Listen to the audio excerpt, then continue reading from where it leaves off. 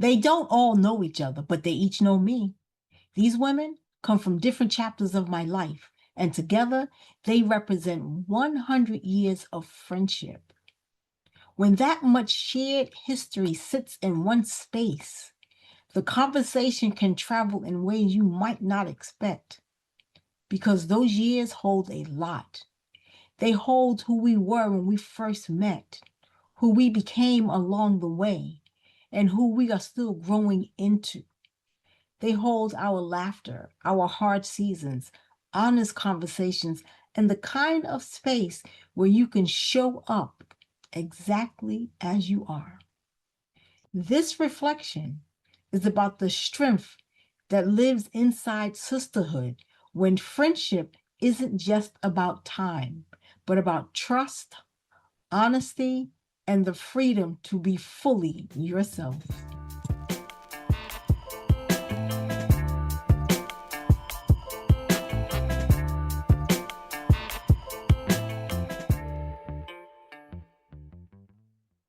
Great things, great things, great things. Welcome in to Words on a Higher Note, the podcast rooted in faith, abundance, and the kind of personal growth that meets you where you are. With every reflection, we reset, we rise, and we remember who we really are beneath the layers. I'm your host, JLyn, and I am glad you're here. I have a special treat. Three of my dearest friends, my sisters, are with me. I have known each one for decades, walking through different seasons together, and now we're sitting down to chat. This is part one of the Strength of a Sisterhood Through Seasons, a living conversation series. And we are starting where every good thing starts at the beginning. You have to know where you came from to appreciate where you are going. And this is how we started. And I'm going to introduce them, but I'm going to introduce them lightly. And initially, I was going to introduce them and then tell something about our relationship, but I'm going to let them do that. I'm going to introduce them. I'm going to let them tell about the relationship. All right. My first one, oh my goodness, I've known her. As long as we say this, we are dating ourselves. All right. I've known her since I was 14 and she was 12 or 13. You must have just turned 13, maybe. Which one are you? Me? I'm talking to you. Yes, you. Girl, I don't know. I know. No, it was. I was going to say the years, but I'm not going to say the years because then we're really going to date ourselves. You I've don't known you even for worry about it. about 46 years. I You are my oldest just dated friend. myself because I said how old I was. I've known you about 40. Yes, that's Yeah. Yvette. Then I have Denise, who I've known for 32 years. And I Wow. have Joan, who I've known for 21 years. I've gone through decades with these women, and I just thank them. I thank them for being in my life, and I hope I don't become a crybaby through all of this. I thank them for what they represent in my life and how I can, Denise, you're on mute, and how I can be myself with them. I have very different conversations with each one of them, which is interesting. I'm gonna start with my childhood friend and let her, whatever she needs to say, want to say about our interaction. Okay. I can honestly say you have you have always been someone that I was grateful to have in my life. You know what I mean? I didn't realize it then. I mean, we were teenagers. We didn't realize that's what it was. But as I got older, and I don't know, I think recently I told you that I always looked up to you. You were always someone, you just seemed to have it together, but that's us talking to each other. And I have no problem talking to you. There are a lot of people you're not yourself with. and I'm always sweetness and kind with other people. But I'm me with you. Does that if that makes sense? You can be kind with me too. Yeah. My husband always tells me I'm nicer than he is. He says you're nice. And it's like, okay, all right. I'm grateful for our friendship. I'm genuinely grateful. I'm grateful to know you. And that just let me know I need to talk to you later. All right. I be venting. But Denise, yeah, sorry. no, go ahead.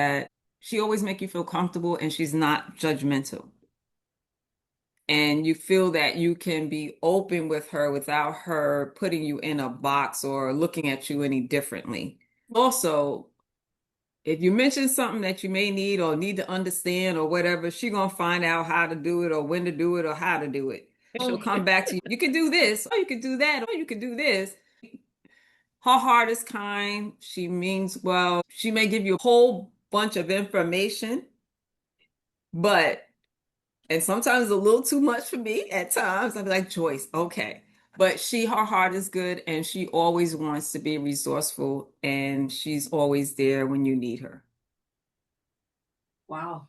Okay, the tears are flowing. Okay, Joan.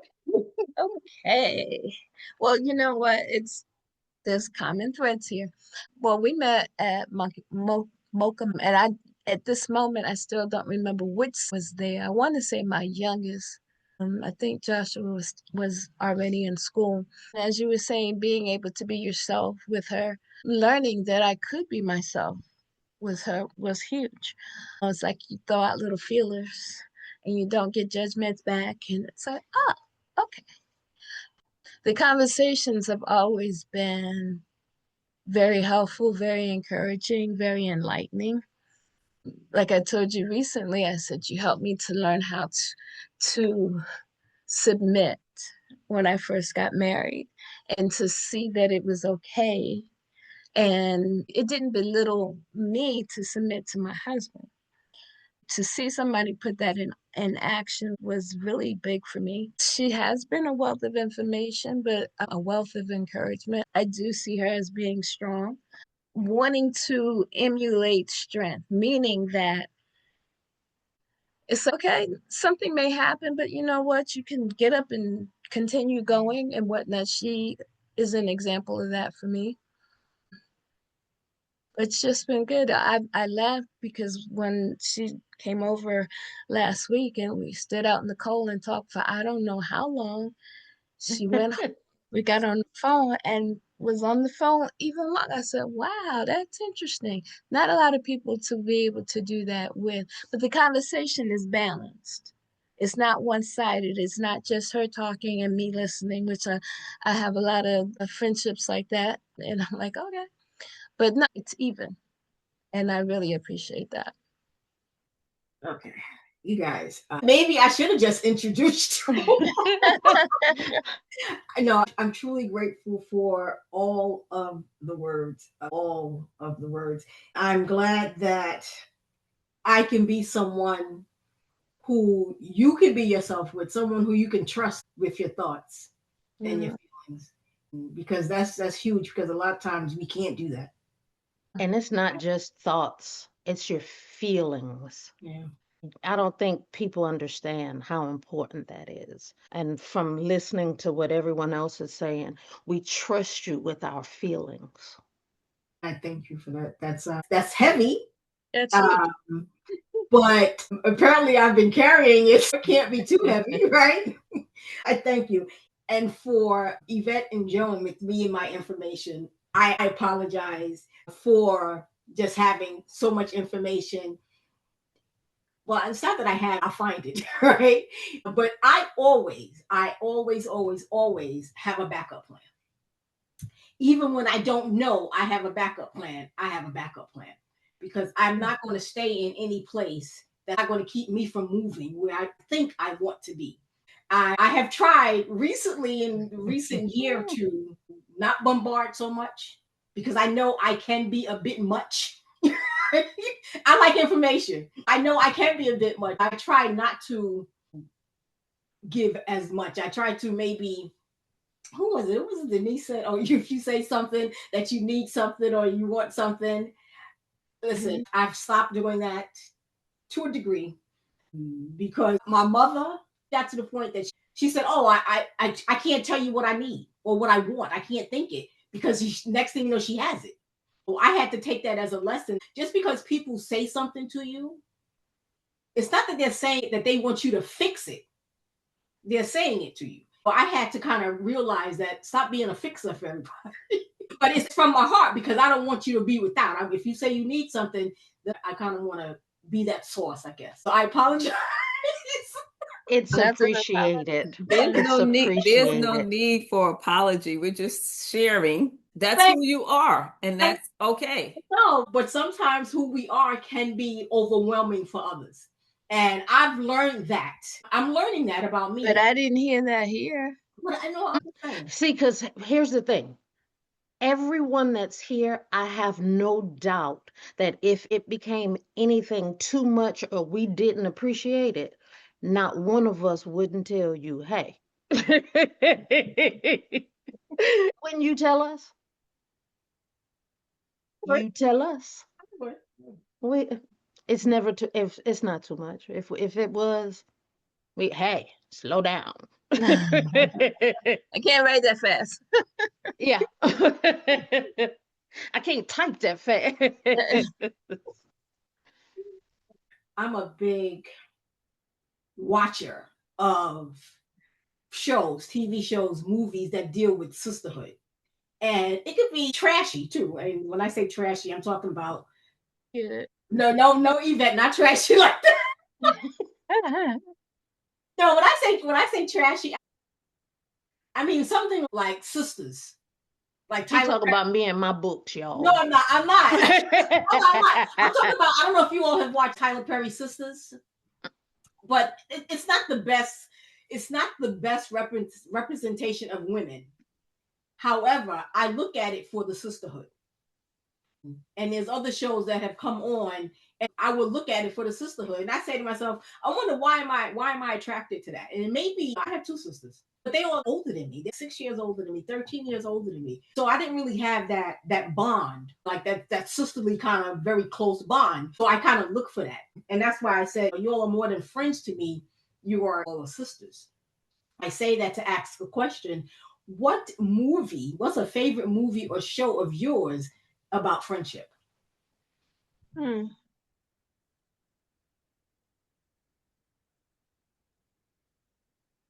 Just off the top of my head, I'm just gonna. What was the show called? My Girlfriends. Mm-hmm. With Tracy Ellis. Yes, Mm-hmm. they had all quirky personalities, crazy situations, but at the end of the day, you're my girl. That's off the top of my head what I can think of. I enjoyed that one too. Mm-hmm. I can't say that y'all will laugh at me. I read trashy novels, right? Also, normally if my television is on, it's an animal show. Oh, I interesting. don't, I look at, my husband says, the one that's going to look at all these animals is terrified. But I can tell you, I can look at something and tell you what it is. I've been fortunate with the friendships. I'm the oldest of four. And then I've always had that. Just to tell you, I'm so grateful for her. Because I don't have that closeness, that sisterhood with my biological sisters. My father's daughter, yes, I do. I have that. I was on the phone with her. Happy born day. You and Thank she you very much. share the same day. I was on the phone with her right before. And I've been blessed with the ones that I can say call friends, the few people that I call friend. they're genuine. They're more like sisters, or because I have no problem. If I felt like I needed to call you, Joyce, in the middle of the night, I would. And unless you in a deep sleep, I know you're going to answer. I don't really have a movie or even a TV show. Okay. It's your life. That's good too. That's even better. Yeah. Yeah. That's even better. Joan, any? I do watch different shows, sisterhood shows, but I never really thought of them in that category. But they are sister. They're women together that are going through life. I've watched Sisters. My husband actually got me into that one. Sisters, Girlfriends. What's the one with Living Single was with Girlfriend. Okay, I can say that. Yes. Yes. But I had never looked at it from that perspective before. And I do enjoy watching movies where women are working together and getting something done and being encouraged. My favorite movie is probably Waiting to Exhale with the friends. I forgot about that one. Yeah. Yeah. Okay. Yeah. This is not necessarily sisterly or friendship. What's a weird or unexpected tradition you have, solo or with your family? Okay. Keep it clean. It is. It is. It is. There is a movie, and most people don't even know it, what this movie is. My favorite movie is Sling Blade. What is that? Billy Bob Thornton. He plays this guy who was he looks nothing like himself. Nothing like himself. Do you know the movie, Joan? Yeah, I saw And it. I used to sell cell phones. And there was this little young guy that used to come through, little young white boy. We would sit and we would talk, and you could tell that part of his thing is he didn't have much of a family life. He would come and I'd fuss at him, and I couldn't get him to go away. He kept coming back. And I was telling him about the movie and that I liked the movie. He actually bought the movie for me. I still have the movie here. Okay. And my husband watches it. I've been here 20 years. I haven't seen this kid in at least 21 years. It was so bad. He would call me, "Hey, other mother." One day my son was there, and my son looked at him and he was like, "That's not your mother." I was like, "Boy, be quiet." My husband and I, every so often, if I haven't watched it in a while, my husband will pull it out and he'll say, "Come on, it's time to watch the movie." He had never seen it until I told him about it. Actually, he's mentally challenged. And he did it on a shoestring budget. And I genuinely, like the country singer Dwight Yoakam is in this movie. Ooh, he was something else. So what's the name of it? Sling back what? Sling Blade. Oh, Sling Blade. And what a sling blade is, it's what they used to cut grass with, like that. And there's a part got like in a it. sickle, Yeah. a blade. I will tell y'all this. There's one part in this movie that I get. There was nothing he could not fix, a motor or things like that. He did it. And he was like, "Carl," with the guy where he went to work, asked him, he said, "It won't work." And he can't get it to work, and it won't work. And they just kept going on and on. And he was like, "Carl, come look at this." And he looked at it. The very first thing he did, he looked at it and he says, "It ain't got no gas." And there was no gas in it. He had common sense, but he was the crazy one. But he was great. And every so often, there'll be situations that'll come up, and my husband will look at me and he'll say, It ain't got no gas.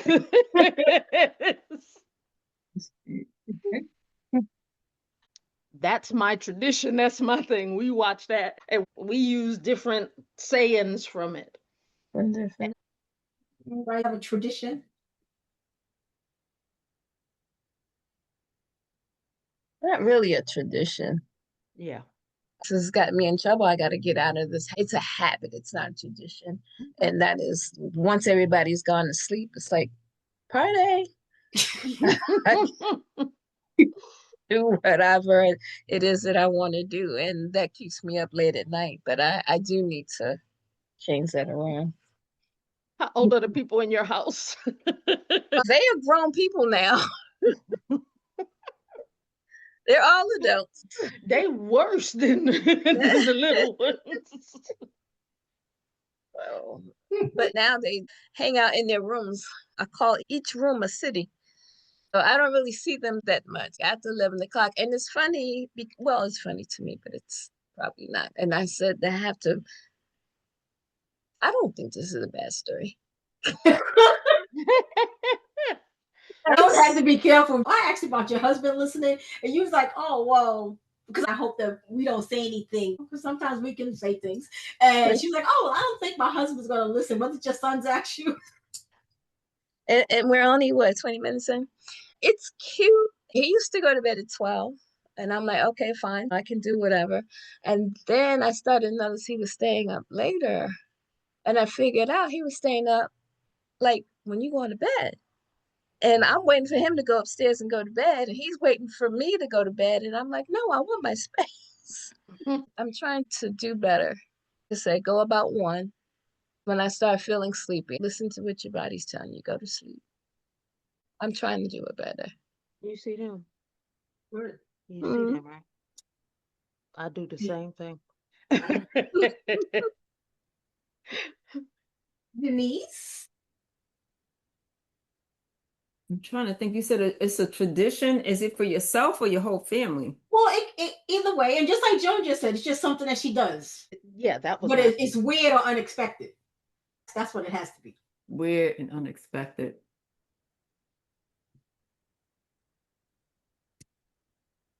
I can't think of anything. The only thing I do when I'm trying to lift up my spirits, they'll see me go through a phase of I'll just put some music on and go through all these different various dancing around doing salsa, this or that, and I'll just dance like a child until I fall out. But those are peak moments. I'll dance 4 or 5 hours straight. Just music, pumping the music loud. But it'll come in spurts. That would be the only unexpected. I haven't done that in a long time. Is that bad or good? Bad. Because that's your actually, release. I was able to keep myself physically. That showed me the level of physical fitness that I was at now. Okay. Yeah. Joyce will laugh at this, but I still, Robin S. Ooh, baby. I can dance and listen to me some Robin S. Well, who's Robin S? House music. Oh, okay. Uh-huh. Get you moving. Yes. What's that song on Why Waste Your Time if you know you're going to be mine? All right, so weird or unexpected tradition. As you all are going through it, I'm like, I don't know if I have any. I don't know, weird or unexpected. When I was looking at the question, my first thought was what I do New Year's Eve. I don't think that's weird or unexpected. I just think that's something that in the Black community that we do. I know growing up, it was when the new year come and always have money in your hand kind of thing. But as I got older, I realized if money's in your hand, that means it's going someplace. That means it's leaving. Then I started putting it in my pocket to just kind of keep it there. I think I still make sure I have money someplace, but it's definitely not in my hand. That's probably the weirdest thing. I don't even know if that's weird. That's like a superstitious thing, right? Yeah. Well, probably. I don't think that's weird or unexpected. Unexpected. I don't think so. I will have y'all know that when my grandchildren were little and they came to visit us, I live in Kentucky. I live in Western Kentucky.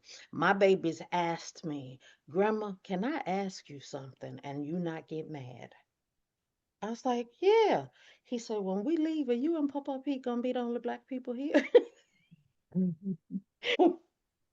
When he tells people that that's my favorite movie, these guys are like, what? Your wife? That's what she like. There are a couple of guys from his job, and when they've called, this one guy asks, he says, they ask him, they're like, Pete, is your wife white? And he was like, no, why? He said, and the guy was like, he said, I don't want you to take this wrong, but I said, oh, in other words, he wasn't expecting someone who speaks well. Mm. Oh, Mm, yeah. okay. Okay. What's a small joy that you have recently rediscovered? A small joy you have recently rediscovered. Somebody else go first. I'll go first. As a child and into my early to my probably late 20s, I loved reading. I was a reading nut.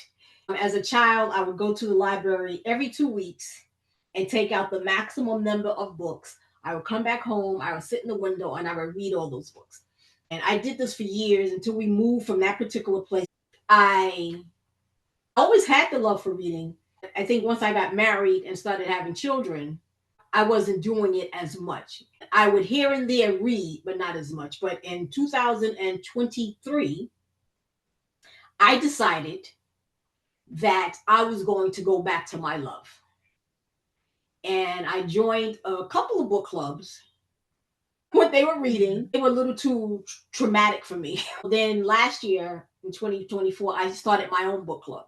I rediscovered my joy for reading. And now that I have so much time on my hands, I'm reading even more. Okay.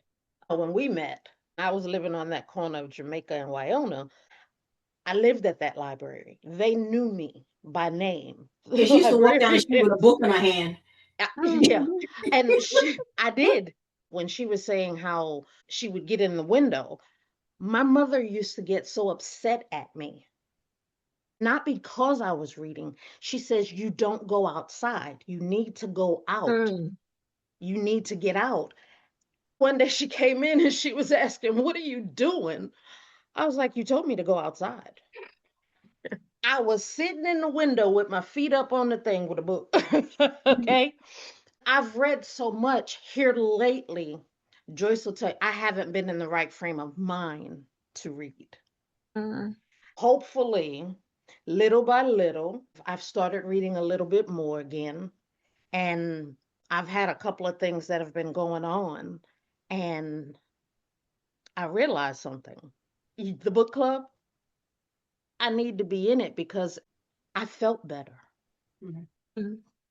The other thing, the main thing I got, and y'all will laugh at me because right now I've got seeds everywhere. What I've gone back to is playing in the dirt. Yeah. They say that's very comforting, though. Very, very And comforting. it really is. Look, y'all, I got seeds everywhere. I collect seeds. I got no joke. A booklet. You need A to put book. those videos up, though. Yeah, I need to because I had a girl, she messaged me. She was like, I thought you started a YouTube page. I said, I did.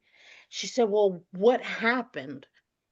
I was like, well, I got off into some other stuff. She said, well, go back because when you were talking, I felt engaged. I engaged with you. I'm not doing another take. I'm not getting ready to edit it. I'm just going to This do is it. it. I'm me. And because I don't know how to be anything else. Unapologetically. Girl, I will be 60 in February. I ain't got time. Mm. But yeah, that's playing in the dirt. I'm trying to get a love of reading back again. Cause I Okay. I looked on my Amazon thing, and one year they said I had read 300 and some odd books. Wow. Wow. Yeah, because that's what I do. That was my thing, and I think I got burnt out. Mhm. Life. Life was lifing. Mm. And that's what it does too. It lives. Oh, yeah. Anyone else in their rediscovered joys? I said a couple of weeks ago, and I don't know if I've ever heard myself say that. I said, this brings me joy. And I was like, wow, that's weird. I've never said that before. I recently started watercoloring. There was a lady on Facebook, and she would give you an example. It was not something that was so serious. It was structured, but it wasn't structured. One day she drew a marshmallow, no, a mushroom. The way she gave instructions, it was very simple. I'm like, that looks easy. I think I can do that. And so I did. I drew me a couple and painted a couple of mushrooms. I'm like, that was fun. For a couple of weeks, I was watercoloring and painting on 2x2 Hmm. the paper or 2x4, very small pieces of paper. I had a big page of watercolor paper, and I would cut it up and cut it small. And that made a big difference because it was a piece of real estate. I'm like, I can actually do this. And I realized recently I haven't been able to carve out time to sit down and just do that. And I'm like, interesting. I missed it. Mm. And I'm going to have to make some time to do it. Yesterday, when I came back from with the children, I was tired. I was frustrated because I didn't do it.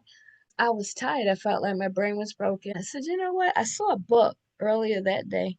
And when I come home, I'm going to get the book and get my colored pencils and just color. And I did that. And it just kind of just eased me a little bit. So bringing me joy is, and not to make anything, but just to do it. And I'm learning how to watercolor. I had watercolor paintings with the kids and stuff, but I never really did anything for myself. But it's been fun. It's been fun and learning. I'm actually learning how to do something else. A new skill is good. It is. As long as it brings you peace, it's excellent. Denise. Hmm. No, I didn't realize, but I guess what I would say is I always would turn to exercising when I had a lot of trials going on in my life. And I didn't realize it was so healing. Mm. It brought me joy at the same time and released a lot of other things at the same time. And I find now that I'm not doing the same. I'm kind of disappointed because I'm not where I was, but I'm at a different point now. The type of exercising that I'm doing is more healing and more of conditioning and taking care of my body.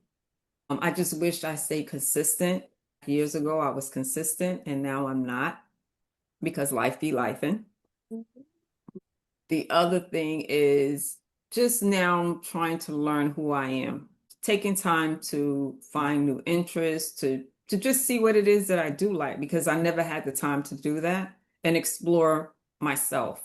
Yeah. That's where I'm at. I have been doing some reading now. I never really had time to sit down and read.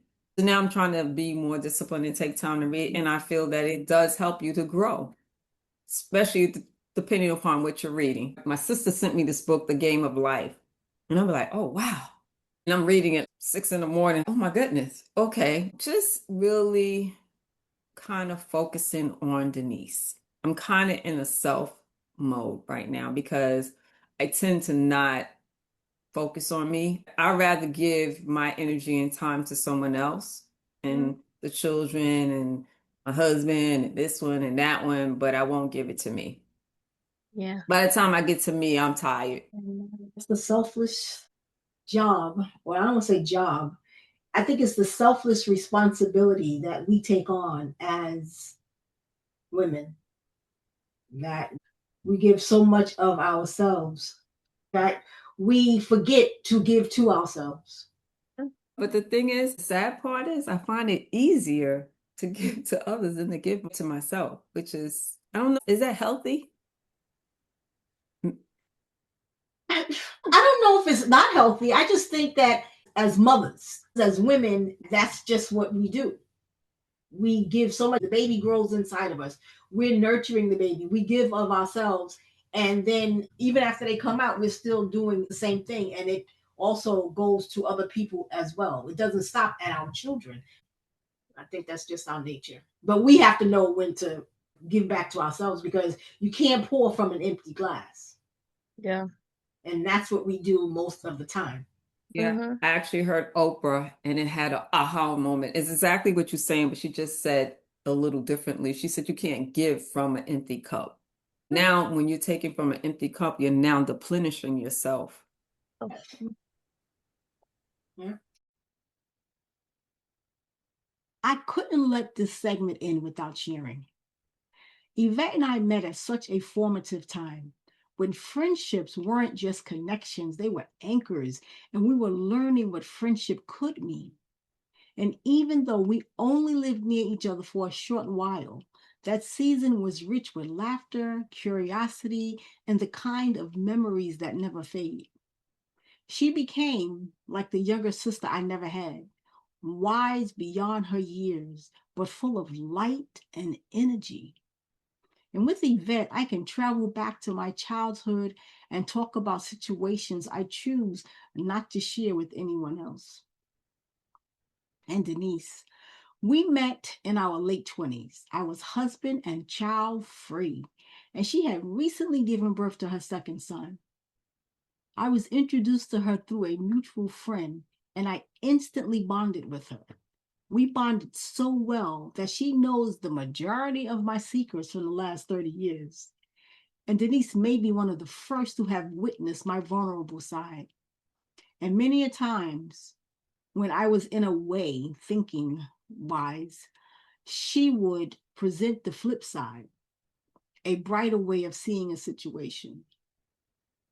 And Joan entered my life during one of the most defining seasons. I was a stay-at-home mom, striving hard to keep my identity and form connections with other moms.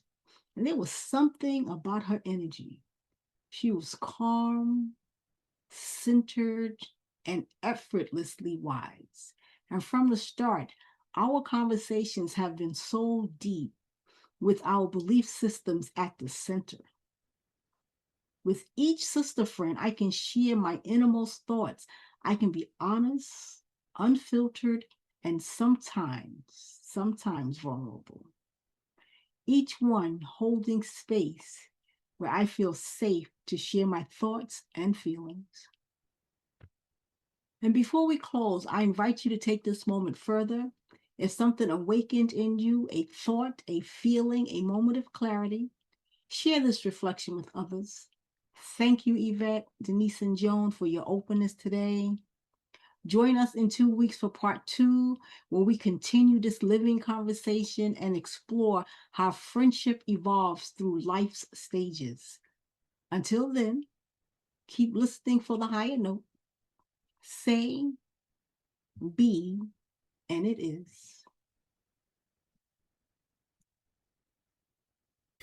Portions of this reflection were recorded separately, and the audio was edited for a smoother listening experience. You may have noticed differences as you listened, and that is okay. The heart of the conversation remained the same.